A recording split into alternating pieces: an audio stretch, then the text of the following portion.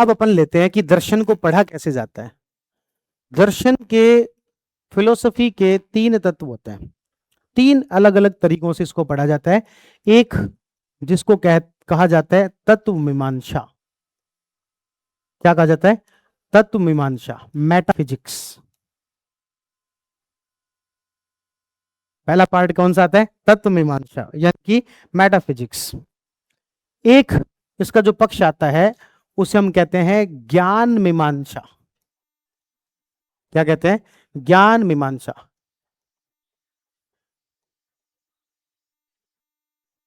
तीसरा जो इसका पक्ष आता है उसे हम कहते हैं आपके नीति मीमांसा। उसे हम क्या कहते हैं? नीति मीमांसा, जिसे हम नॉर्मली एथिक्स वाला जो पार्ट है वो ये है। एथिक्स में मुख्य रूप से इसके ऊपर ज्यादा फोकस किया जाता है। जब हम एथिक्स पढ़ते हैं तो मुख्य रूप से इसके ऊपर ज्यादा फोकस किया जाता है, नीति मीमांसा पर। जबकि जब हम हिस्ट्री पढ़ते हैं या उसका दर्शन पढ़ते हैं तो ये इन दोनों पर भी बराबर फोकस किया जाता है। अब ये क्या मतलब होता है? तत्व मीमांसा, ज्ञान मीमांसा, इसका क्या मतलब होता है?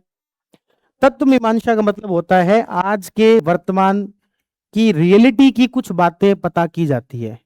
रियलिटी की क्या बातें पता की जाती है? पहला, कोई भी जो दर्शन हम पढ़ रहे हैं उसमें ईश्वर को लेकर इनका क्या मानना है। उसमें ईश्वर को लेकर इनका क्या मानना है। दूसरा ये देखते हैं कि आत्मा को लेकर क्या मानना है। तीसरा ये देखते हैं कि इस जगत को लेकर इन लोगों का क्या मानना है। तो जब हम तत्व मीमांसा पढ़ते हैं, 3 बातें पढ़ेंगे तत्व मीमांसा के अंदर।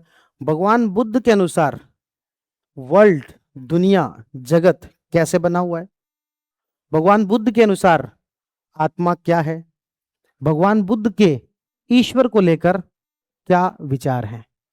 जब हम जैन दर्शन पढ़ेंगे तब भी यही 3 बातें पढ़नी है। जैन दर्शन ईश्वर को लेकर क्या मानता है, जैन दर्शन आत्मा को लेकर क्या मानता है, जैन दर्शन इस दुनिया को लेकर क्या मानता है। जब हम सांख्य दर्शन पढ़ेंगे तब भी यही बातें पढ़ेंगे। कोई सा भी दर्शन पढ़ेंगे हमें पढ़ना इसी तरीके से है, यानी कि हमारा एक टेम्पलेट सेट हो गया कि चीजों को कैसे लिखना है। आंसर भी लिखना है कि आपको भगवान बुद्ध के दर्शन के बारे में लिखो, तो हम उसको रैंडम नहीं लिखेंगे, मध्यम मार्गी नहीं, इस तरीके से लिखेंगे। फिर दूसरा आता है आपके ज्ञान मीमांसा। ज्ञान कैसे प्राप्त किया जाता है। ज्ञान जो है वो कैसे प्राप्त किया जाता है। ज्ञान जो है वो कितने प्रकार का होता है। ज्ञान जो है वो प्रमाणिक है कि नहीं है, ऑथेंटिक है कि नहीं है। इसको लेकर अलग अलग दर्शन अलग अलग बातें मानते हैं। ठीक है, तो ज्ञान कैसे क्या प्राप्त किया जाता है उसके बारे में पढ़ते हैं। ईश्वर के बारे में इनका क्या मानना है, तो ये ईश्वर को नहीं मानते हैं, ये अनीश्वरवादी हैं। ये क्या है? अनीश्वरवादी हैं। आत्मा को लेकर इनका क्या मानना है? इनका यह मानना है कि आत्मा जैसी कोई चीज नहीं होती, आत्मा नित्य नहीं है, नॉन, या फिर हम क्या कहेंगे, सोल जो है उसके बारे में ये नहीं मानते। जगत को लेकर इनका क्या मानना है? जगत का इनका कहना है कि जगत अनित्य होता है। तो बौद्ध दर्शन में ईश्वर को लेकर क्या मानना है? ईश्वर को नहीं मानते। आत्मा को लेकर क्या मानना है? आत्मा को भी नहीं मानते। जगत को लेकर क्या मानना है? तो वो कहते हैं कि अनित्य होता है। पर्पज ऑफ लाइफ वो क्या बताते हैं? पर्पज ऑफ लाइफ बताते हैं निर्वाण, जिसको हम मोक्ष कह देते हैं। जैन दर्शन के अंदर उसी को कैवल्य कह दिया जाता है। हिंदू दर्शन के अंदर उसी को कई जगह पर मुक्ति कह दिया जाता है। तो ये इसी के अलग अलग नाम हैं। पाथ, तरीका, तरीका क्या बताते हैं? तो तरीका एक तो बताते हैं 4 आर्य सत्य। क्या बताते हैं? 4 आर्य सत्य। इन्हीं 4 आर्य सत्यों के अंदर एक आता है अष्टांगिक मार्ग। कौन सा मार्ग आता है? अष्टांगिक मार्ग। इसी के तहत एक बात आती है, उसको बोलते हैं द्वादश निदान चक्र। और इसी तरीके के अंदर वो एक तरीके का यूज करते हैं, इसको बोलते हैं मध्यम मार्ग। ये सारे उनके क्या है? दिए गए तरीके हैं। तो ये बौद्ध दर्शन की फिलोसफी का एक तरीके से सार है। सार तो अपन ने बता दिया, अब इसको एक एक करके ओपन करते हैं। नित्य को कहते हैं इटर्नलिज्म, और अनित्य को कह देते हैं नॉन इटरलिज्म। अब बात ये आती है कि ये जो जगत है, ये जो संसार है, क्या कांस्टेंट है? क्या क्या नित्य है? क्या नित्य का मतलब है जो हमेशा है। नित्य का यहां पर मतलब क्या है? जो क्या है? हमेशा। क्या ये संसार, ये जगत में जो भी चीजें हैं, क्या वो हमेशा थी या नहीं थी? सूर्य जो है वो हमेशा था या नहीं था? यदि आप कहते हो कि सूर्य तो हमेशा था, इसका मतलब आप ये मानते हो कि जगत में कुछ चीजें ऐसी है जो कि नित्य है, हमेशा थी, हमेशा है और हमेशा रहेगी। को चलो छोड़ो, एक बार तो थी तो सही कम से कम। तो बात यह है कि भाई हमेशा जो चीजें हैं वो रहती हैं या नहीं रहती, या फिर इसी को इस रूप में देख लो कि क्या आप हमेशा रहते हो? क्या नहीं, कुछ समय पहले नहीं थे, आज हैं और कुछ समय बाद नहीं रहेंगे। इस धरती पर जो भी चीज है, बौद्ध धर्म का मानना है कि वो अनित्य है। बौद्ध धर्म का क्या मानना है? अनित्य, हमेशा नहीं थी, कभी ना कभी उसको समाप्त होना ही है। तो इसमें कुछ आर्गुमेंट कुछ लोग देते हैं, जैसे सूर्य जो है वो तो नित्य है, वो तो हमेशा से था, या कुछ तो चीजें ऐसी होंगी जो कि नित्य होंगी। तो यहां पर बौद्ध धर्म का मानना है ना सिर्फ एग्जिस्टेंस, बल्कि करेक्टरिस्टिक्स जो है वो भी सेम होनी चाहिए। उसका केवल अस्तित्व ही नहीं, उसकी विशेषताएं भी क्या होनी चाहिए? स्थायी होनी चाहिए। तब आप उसे क्या कहोगे? नित्य है। मान लेते हैं कि एक बार के लिए सूर्य हमेशा था, लेकिन जैसा सूर्य 10,000 साल पहले था, क्या वैसा ही आज है? क्या नहीं है। सूर्य में भी लगातार क्या हो रहा है? बदलाव। सूर्य में भी लगातार क्या हो रहा है? बदलाव। तो यहां पर भगवान बुद्ध का क्या क्या मानना है? ये दुनिया क्या है? अनित्य। ये जगत क्या है? अनित्य, जिसमें कि लगातार क्या हो रहा है? अरे लगातार क्या हो रहा है? परिवर्तन हो रहा है, बदलाव हो रहा है। इस बदलाव की घटना को वो अपने एक सिद्धांत से बताते हैं, और इस सिद्धांत का नाम है क्षणिकवाद।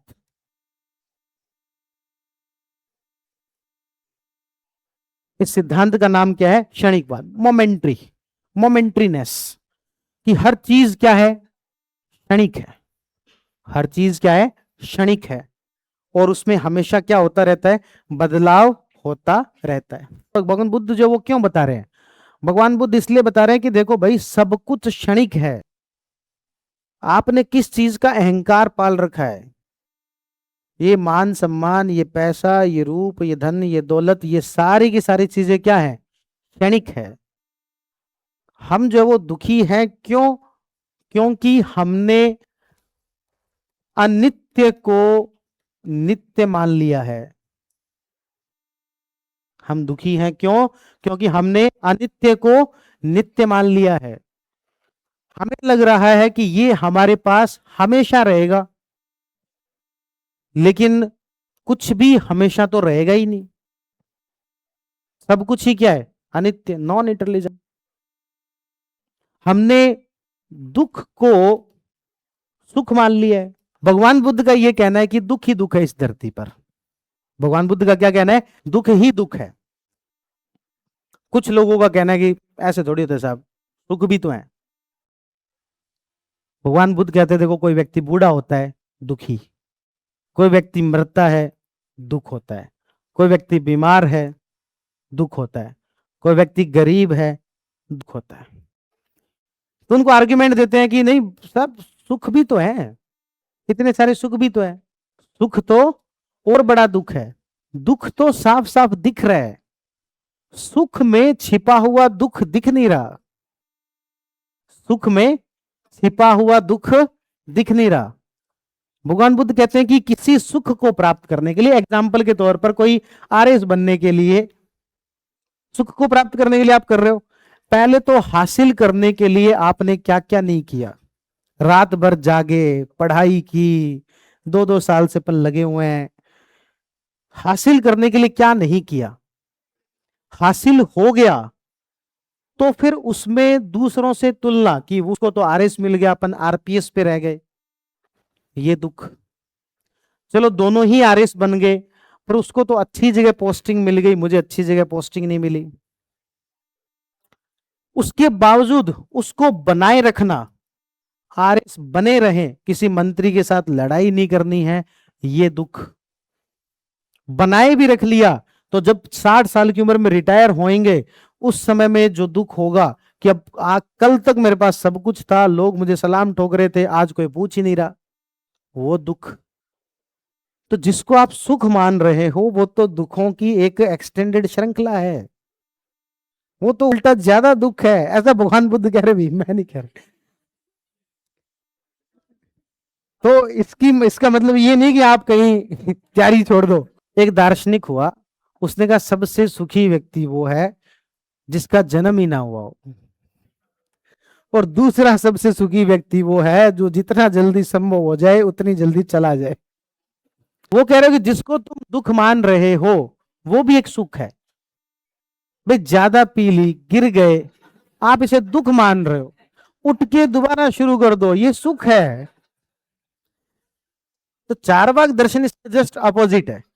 बुद्ध दर्शन कहता है कि इस दुनिया में सब कुछ क्या है, दुखी। दर्शन कहता है कि भी हमने अनित्य को क्या मान लिया है, नित्य, इसलिए हम लोग क्या है, दुखी हैं।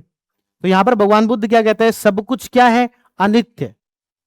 सब कुछ क्या है, अनित्य, हर क्षण चीजें बदल रही हैं।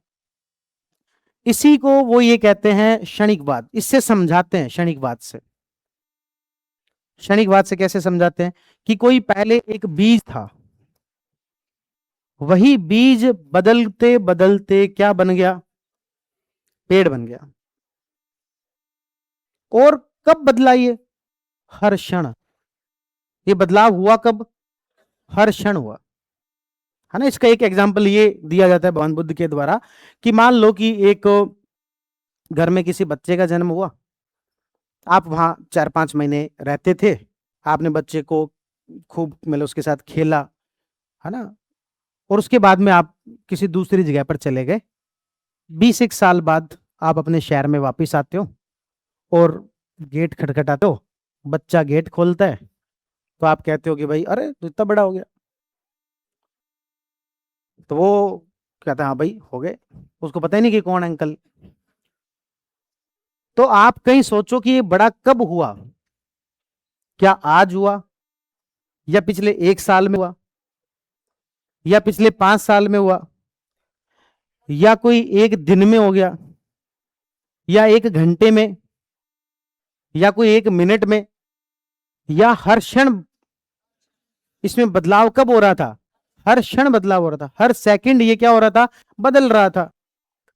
तो उसी तरीके से भगवान बुद्ध यहां पर कौन सा सिद्धांत देते हैं, क्षणिकवाद, कि इस धरती पर कुछ भी स्थायी नहीं है, नित्य नहीं है, हर चीज क्या है, अनित्य। ये सूरज भी है तो वो भी अनित्य है। आपको कि सर सूरज तो हमेशा एग्जिस्टेंस में था, मान लिया, एग्जिस्टेंस उसकी हमेशा रही होगी, लेकिन कैरेक्टरिस्टिक्स उसमें चेंज हो गया, तो कुछ भी इस धरती पर स्थायी नहीं है। इसीलिए एक दार्शनिक वे जिसके द्वारा एक स्टेटमेंट दिया जाता है, जिसको भगवान बुद्ध के नाम से मान लिया जाता है, हेराक्लिट्स। हेराक्लिट्स ने कहा कि आप एक नदी में 2 बार नहीं नहा सकते, क्योंकि आप जब दूसरी बार नहाने जा रहे हो तब पानी बदल चुका है। इनके एक शिष्य हुए हेराक्लिट्स के, उसका नाम इसी प्रकार से कुछ था। इसने कहा कि एक नदी में 2 बार छोड़ो, 1 बार भी नहीं नहा सकते, क्योंकि बदलाव तो हर क्षण हो रहा है। आपको अभी पानी की एक बूंद ने स्पर्श किया, अगले ही क्षण पानी की बूंद तो अलग है। तो आप तो एक नदी में 1 बार भी नहीं नहा सकते, 2 बार की तो बात ही अलग है। क्योंकि आप क्या कह रहे हो, बदलाव कब हो रहा है, हर सेकंड, हर सेकंड में नहीं भी माइक्रो सेकंड में,